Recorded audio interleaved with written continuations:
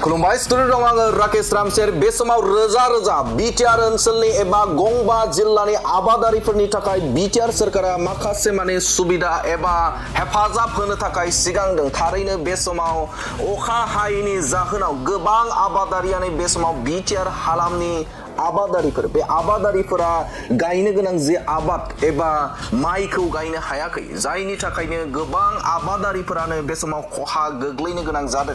आरो बेनि थाखाय बिटिआर सोरखारा मोजां सुबिदा एबा मोजां खाबु लानानै फैदों। बिटिआर सोरखारनि एबा बिटिआरनि गाहाय खुंगिरि प्रमद बर' बिथाङा खौरांगिरिनि गेजेरजों मैया फोरमायथिना होदों जे बे समाव बिटिआर ओनसोलाव गासै 19 सार्कल आरो बे समाव 46 एग्रिकालचार एडिअ नि सार्भे खालामनायनि रेकर्ड बायदि बे समाव बबे ओनसोलाव एबा बिटिआर ओनसोलनि जिल्लायाव बेसेबां आबादारिफोरा साबैसे आबादारिफोरा आरो बेसेबां बिगा हाया बे समाव दै गैयैनि जाहोनाव एबा अखा गैयैनि हायैनि जाहोनाव खहायाव गोग्लैनो गोनां जादों, बेनि सायाव फोरमायथिदों बिटिआर नि गाहाय खुंगिरि प्रमद बर' बिथाङा फोरमायथिदों जे बे समाव सार्भे बायदि 1541 गामिया थोंजोङै बे समाव खहा गोलैदों बा इफेक्ट जादों होननानै फोरमायथिदों बिटिआर नि खुंगिरि प्रमद बर' बिथाङा। आरो 99,085 फेमिलि एबा नखर, बे नखरा थोंजोङैनो बे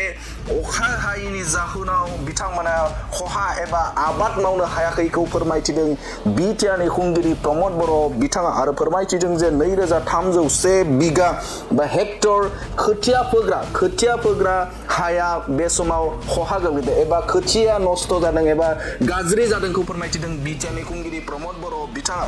आरो बेनि अनगायैबो 22,304 माइ गायनाय आबादथिलि बे गायखांनाय आबादा बे समाव गाज्रि जादों एबा नस्त जादोंखौ फोरमायथिदों बिटिआर नि खुंगिरि प्रमद बर' बिथाङा। माइ गायनाय आरो खोथिया गाज्रि जानाय अनजिमाखौ नायोबा 24,618 आबादथिलिया थोंजोङैनो खहा जादोंखौ फोरमायथिदों बिटिआर नि खुंगिरि प्रमद बर' बिथाङा। आरो बे बिथांमोननि थाखाय बिथांमोननि जे आबादथिलिफोरा बे समाव गाज्रि जाबाय एबा अखा गैयैनि थाखाय गायनो हायाखै, बिथांमोननि थाखाय मोनसे सुबिदा लानानै फैदों बिटिआर सोरखारा। 15 आगस्तनि गेजेरावनो जाय बिथांमोना आबाद मावनो एबा अखा एसे हायोब्ला बा अखानि मोनसे बिबाङा बेनि गेजेराव जुदि जायोब्ला जाय बिथांमोना खालि आबाद एबा खालि आबाद जाय बिथांमोना मावनो गोसो, बिथांमोननि थाखाय बिटिआर सोरखारा बे समाव खोथियानि जेखिनि बेबस्था बेखौ खालामदों होननानै फोरमायथिदों बिटिआर नि खुंगिरि प्रमद बर' बिथाङा। जाय बिथांमोना नैबे साननैसोनि गेजेराव अखा हायोब्ला बा अखा हानायनि गेजेरजों माइ गायनो गोसो एबा सालि आबाद मावनो थाखाय थियारिनि थाखाय बिटिआर सोरखारा मोजां सुबिदा लानानै फैदों। मानोना बे समाव गोबाङानो बे समाव खालि आबाद गायनायनिफ्राय जाहाथे जानगार एबा गुबुन जायगाफोराव गाया। आरो जाय बिथांमोना बे खालि आबाद गायनायनि थाखाय एबा खोथियानि आंखाल जादोंबा बे समाव बिटिआर सरकारा जगान होनो थाखाय थियारि होननानै फोरमायथिदों बिटिआर नि खुंगिरि प्रमद बर' बिथाङा। आरो बेनि अनगायैबो बे साननैसो एबा सानथामसोनि गेजेरावनो बे समाव फोरमायथिदों जे 1,62,000 जे आबादारिफोरनो थोंजोङै मदद होनो थाखायबो सिगांदों बिटिआर सरकारा। जाय बिथांमोना नैथि आबाद महरै बे समाव सा सानजा एबा साहा फारसे रायजो जानाय जाय जायगाफोराव बे समाव खालि आबाद मावनो थाखाय सुबिदा गैया, बैफोरनि थाखाय मोजांनि रादाब लानानै फैदों बिटिआर सरकारा। बे समाव फोरमायथिदों जे 1,66,000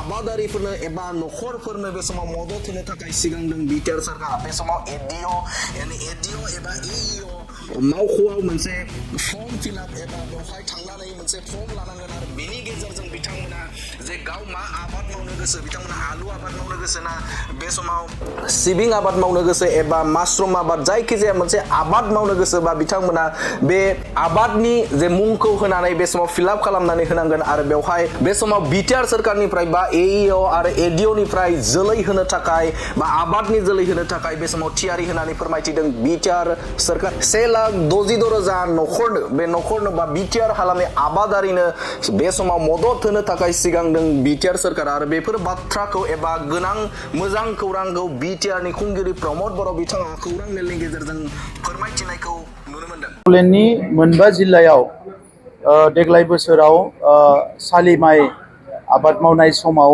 अखाया जोबोद खम जादों। बियो सारा आसाम एबा नर्थ इस्टआवनो खम जादों। नाथाय बड'लेण्डनि मोनबा जिल्लायाव जोंहा बाक्सा आरो तामुलपुराव प्राय 72 जौखोन्दो अखा हानायनि बिबाङा खमायदों। चिराङाव 62 जौखोन्दो, क'क्राझाराव 59 जौखोन्दो आरो उदालगुरियाव 36 जौखोन्दो अखा हानायनि बिबाङा खमायदों आरो बेवहाय बिनिखायनो एसे रानस्राव जानानै दङ।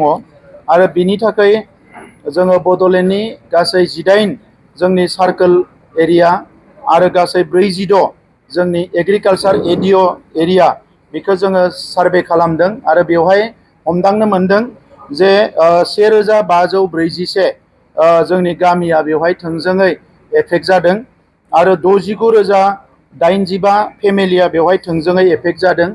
आरो हानि बिबाङाव नायोब्ला जोंहा खोथिया फोनाय जि एरिया 2301 हेक्टर खोथियाया जोंहा गाज्रि जादों आरो लोगोसे 22,304 हेक्टर माइ गायखानाया आबादा नस्थ' जादों। बेनि हिसाबा जोंनियाव फैदों गासै 24,618 जि आबादथिलि बियो नस्थ' जादों। दा बियो जोंनि थाखाय दुखुनांथाव बाथ्रा। बेखौ नोजोर बोनानै जोङो देग्लाय थाबैनो जे फैगौ 15 आगस्टनि गेजेराव सालि माइ गायनायनि मोनसे बोथोर थायो। बेखिनिनि गेजेराव अखा हायोब्ला सोरबा माइ गायनो हागोन आरो जों सरकारनि फारसेनिफ्राय खोथियाबो जों एरेन्ज खालामनानै दोनदों। लेट जायफोर माइ गायग्रा बिसोरहा उसुबिदा जायोबा खोथिया होनो हानायनि थाखाय।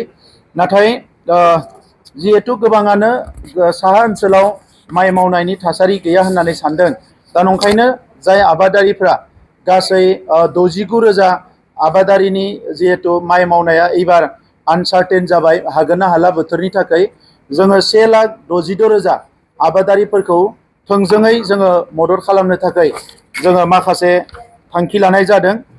बिनि गेजेराव जोङो जोंनि गासैबो AEA आरो माने ADO अफिसाव 5 साननि उनावनो फर्मफोरखौ मोनगोन बिथांमोना।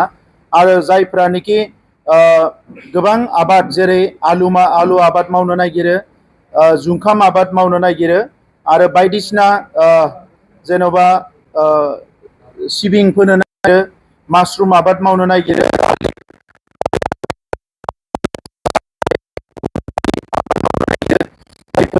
बेसर फोनो सानो। दा बेबायदि गुबुन गुबुन आबाद मावनो जायफोर सानदों जे बिथांमोना गोबाव खालामगासिनो जोंनि गुबुन गुबुन AEA अफिसाव थांनानै बिथांमोना जगाजग खालामनो हागोन। बे बेगरफोरखौ बिथांमोननो जगान हमनाय जागोन जाहाथे बिथांमोना थाबैनो गावनि हाखौ गारसोना दोनालासिनो नैथि आबादखौ बिथांमोना जागायनो हायो। बिनि थाखाय बिथांमोना बै अफिसाव फर्म मोनगोन आरो बे फर्मावनो डिटेल्स थागोन जे बिथांमोना मा होनांगौ आरो मा होनाङा। दा नंखायनो आङो आबादारि जिहेथु जोंनि हारिनि बांसिनानो आबादनि सायाव सोनारो। जायफ्रा हा दङ बिथांमोना गावनि हायाव आबाद मावो, गोबाङा हा गैया नाथाय बियो गुबुननि आबादथिलियाव खामानि मावनानैब्लाबो थांना थानायनि राहा लामाफोरखौ बिथांमोना बरनो। दा बेवहाय आङो बिथांमोनखौ बयखौबो खावलायदों जे गोबाङानो जायफोर अखा हाफिनोब्ला माइ मावनो हायो बे मोजां बाथ्रा। जायफोरा माइ मावला होननानै सानदों बा देग्लाय बोसोराव माइ मावथ'ला गुबुन आबाद मावनो होननानै सानदों, बिथांमोना थाबैनो AEA आरो ADO अफिसाव थांनानै बे फर्मफोरखौ लानानै जाहाथे थाबैनो एप्लाइ खालामो आरो बिथांमोना थाबैनो गावनि नैथि आबादखौ मावनो हायो। बिनि थाखायनो जोङो प्रेस मिटखौ खालामदों।